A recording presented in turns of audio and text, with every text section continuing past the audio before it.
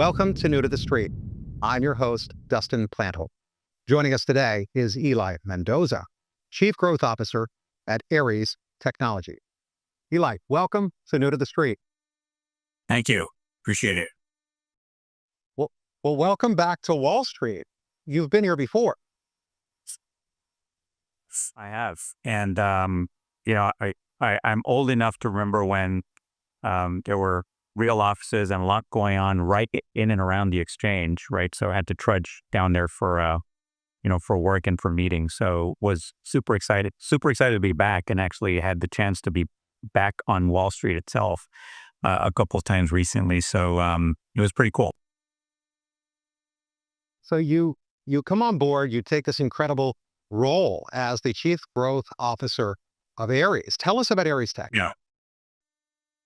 So Aeries Technology, or Aeries Tech, is we're providers of global capability centers for, I'd say, small, medium enterprises, largely those that are private equity owned, right? And the reason for the private equity angle is that, about 13, 14 years ago, I was a partner and COO at Cirrus Capital.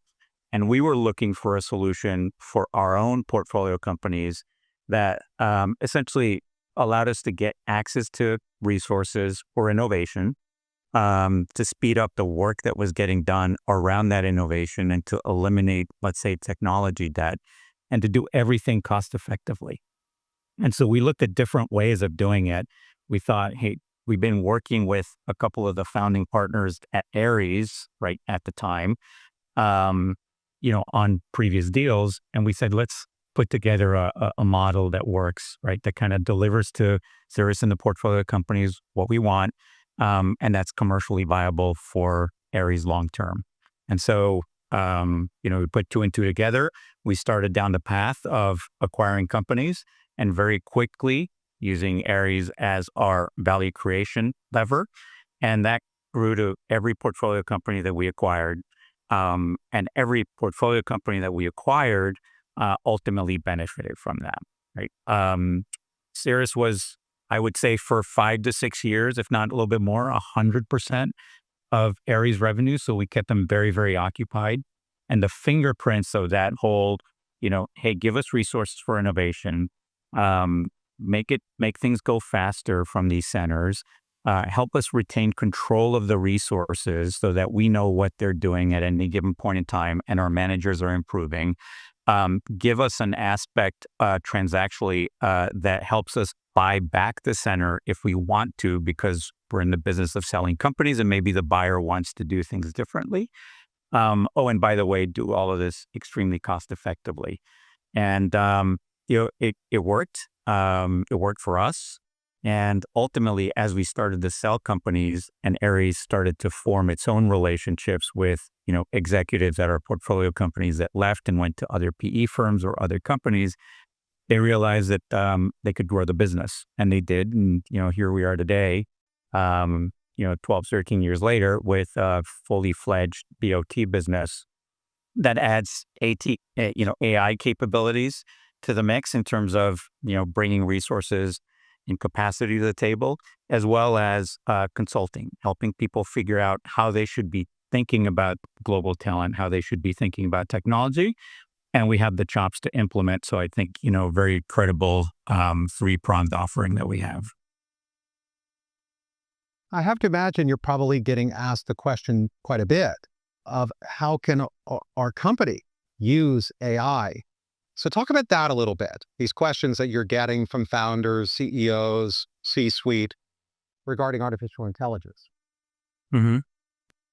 So, in our centers, interestingly enough, our centers sometimes are a catalyst for customers wanting to look at how they might get into AI, use it, right, and then inculcate it in the rest of the organization.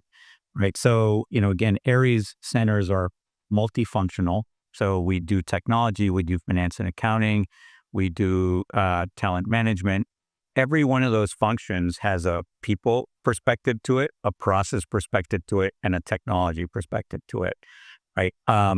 It's been pretty standard that companies that move things to a GCC would just move the entirety of the stack as it was defined into that center. But more and more folks are asking for, as you pointed out, how do we use AI, right, to improve, let's say, our outcomes or our cost even.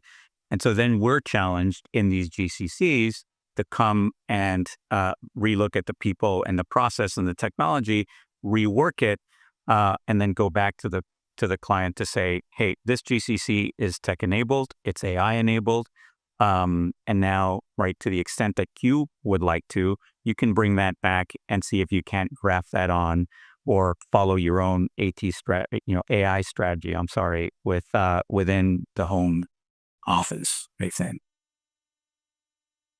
Now, are you finding that their expectations are unrealistic or are they very doable? I think everybody's very inquisitive and I think they're very methodical about how they go about it.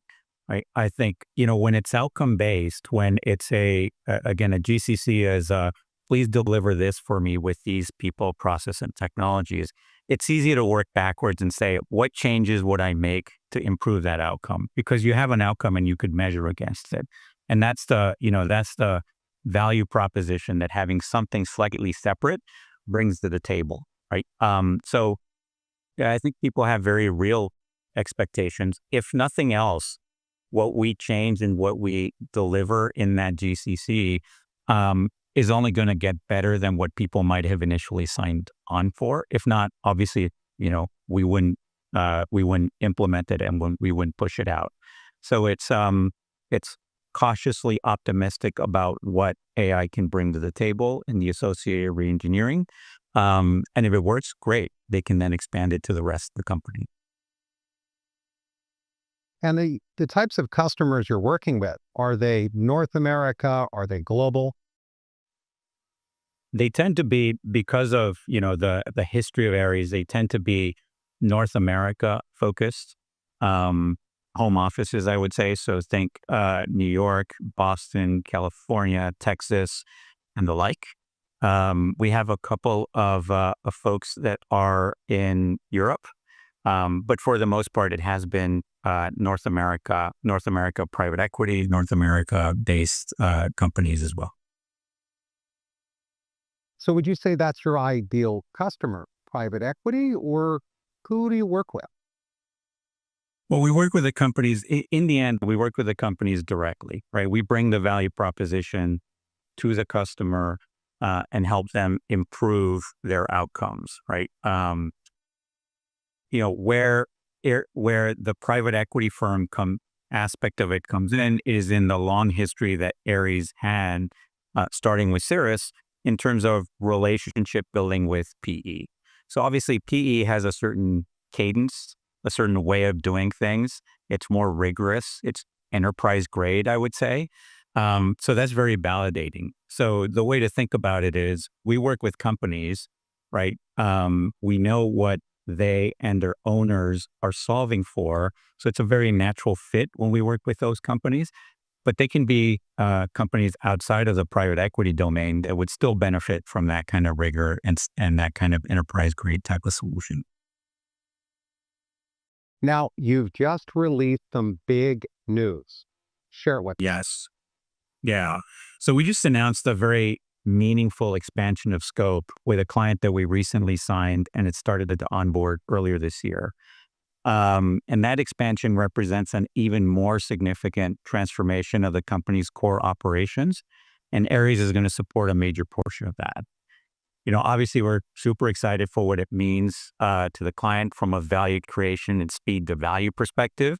We're also, super excited about what it represents for Aeries, given that it's a vote of confidence in Aeries with a great potential for commercial success. Right. It's a very, very forward-thinking way of doing things from a client perspective. So that we're excited about. That is in and of itself going to be a significant contributor to a run rate expansion of our revenue over the course of the coming year to the tune of $12 million of run rate revenue. Well, congratulations on your success and continued success. And I hope next time we're together, you'll join me here inside the New York Stock Exchange. Yeah, that'd be great. I really appreciate it. And, one thing is, I think companies really need to keep an eye out as to how leading firms like our client are accelerating progress and doing it very cost effectively by rethinking how they leverage technology and global talent, right? So this isn't the last major GCC-led transformation that we'll see by any stretch of the imagination. So I hope to visit with more good news in the future. And thanks for having me. And how do we learn more? Well, we're on every social channel you can imagine. But our website, Aeries, www.aeriestechnology.com, has a nice representation of, our story, our history, our PE credentialization, I'll call it. And you could look through that for the different offerings that I spoke about today. And we're happy to answer any questions. We've got a place on the website that you can enter inquiries into, and we'll be super responsive about it. Eli, thank you so much for joining us. Thank you. On to this. Appreciate it. Thank you.